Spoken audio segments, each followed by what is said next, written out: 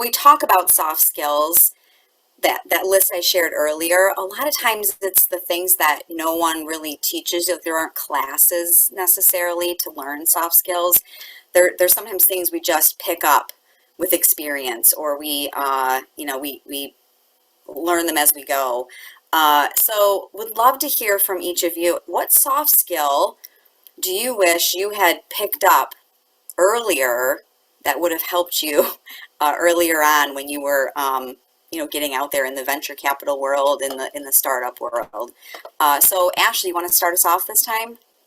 Sure. I think a lot of it has to do, for me, like with empathy. I think from being a journalist, I've developed that skill, but I think it's incredibly important as an entrepreneur when you're dealing with so many different types of people and so many different types of dynamics and conversation. Like being able to put yourself in the other person's shoes is so important, and kind of separating yourself outside of that. And I think a lot of people are so, because with all the things that you have to tackle as an entrepreneur every day, it can be easy to forget, like, to really put yourself in the other person's shoes and not be so with everything. So I think empathy is such an important skill, and I'm constantly trying to get better and better at it.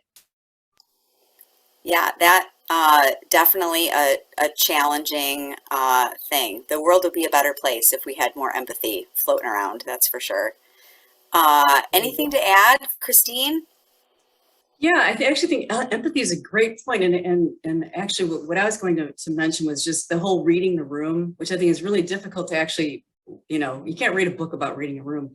I think that watching others be really effective at that is a great way to learn. And I would say one of my mentors was Jim Sherblum, who was the co-founded Seaflower Ventures that I was ultimately joined several years ago.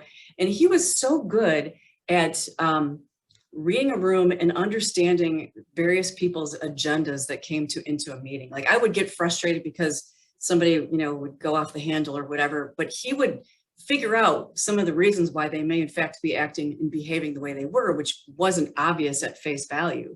You have to recognize that people come with their own filters into a given setting.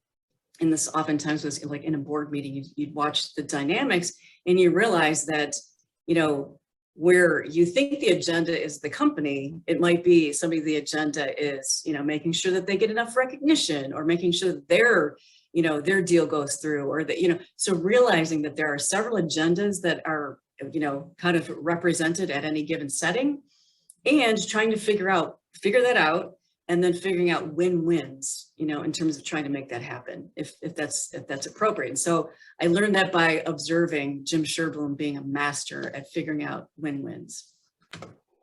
Awesome, awesome. Now, Tom, I saw you clapping while Christine was talking. So, what's that was a wonderful answer.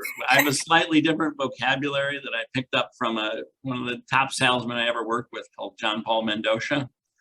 And he calls it handicapping everyone in the room, as if they're a racehorse. He has a way to handicap them. And he looks for key issues about power, money, and control, and what is driving and motivating this person in this meeting at this time, so that he directs and changes I call him, he's like a submarine, where you're blind in a sense, because you have all these people maybe showing up in a room you've never met before, and he's sending out pings all of the time, just ping, ping, ping, and he's building a map as to who these people are, and based upon how they respond to everything he says is a sonar ping. For me, I just say whatever whatever I'm excited about.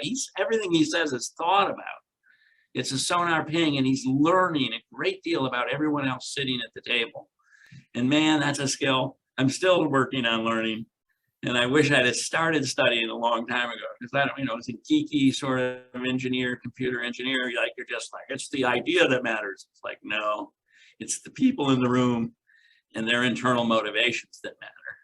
Yeah, and I think that can be really challenging, because some of our startups that come through the NEF program, and they have amazing ideas, these amazing either products or services. And I would say, if no one ever really understands what it is, or you never reach people in the right way, it might not end up going anywhere. So I I'm a big fan of soft skills personally. That's why I'm moderating.